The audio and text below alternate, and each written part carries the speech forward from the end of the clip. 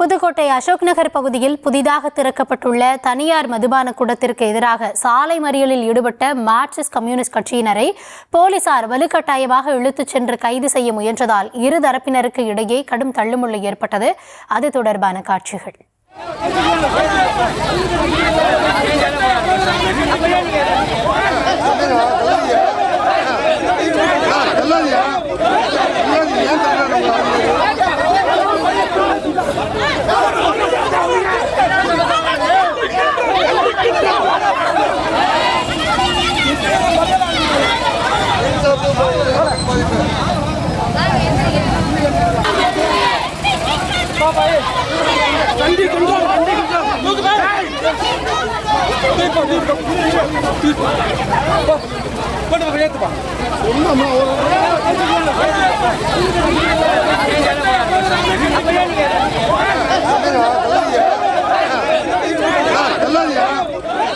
விவரங்களோடு இணைகிறார் எம்முடைய செய்தியாளர் பாக்கியராஜ். பாக்கியராஜ், வணக்கம். தற்போதைய கள சூழல் என்ன, விவரங்களை வழங்கலாம்.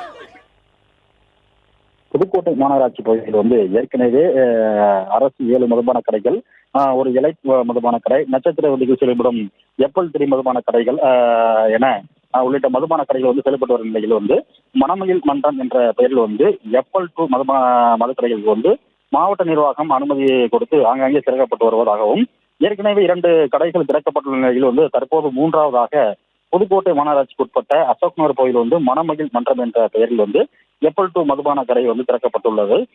இந்த பகுதியில் மதுபான கடை திறக்கக்கூடாது என்று ஏற்கனவே பல்வேறு அரசியல் கட்சிகளும் பொதுமக்கள் போராட்டத்தில் ஈடுபட்டு வந்த நிலையில் தற்பொழுது அந்த மதுபான கடை செயல்பட தொடங்கியுள்ளது.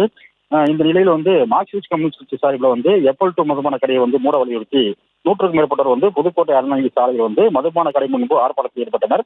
அப்போது குவிந்திருந்த 50க்கும் மேற்பட்ட போலீசார் அவர்களை தடுத்து நிறுத்தியதாக சொல்லப்படுகிறது. இதனால் ஆர்ப்பாட்டத்தில் ஈடுபட்டவர்களுக்கும் போலீசாருக்கும் இடையே கடும் வாக்குவாதம் ஏற்பட்டு தள்ளுமுள்ளாக மாறியது.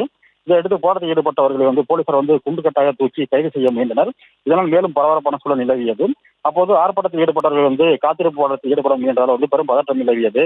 இதனைத் தொடர்ந்து போலீசார் சமாதான பேச்சுவார்த்தை நடத்தி ஆர்ப்பாட்டம் செய்ய அனுமதி அளித்தனர். அதனைத் தொடர்ந்து முற்றுகை போராட்டம் கைவிடப்பட்டு மதுபான கடைக்கு எதிராக முழக்கம் எழுப்பப்பட்டது. இதனால் அங்கு பரபரப்பான சூழல் நிலவியது. விவரங்களுக்கு நன்றி பாக்கியராஜ்.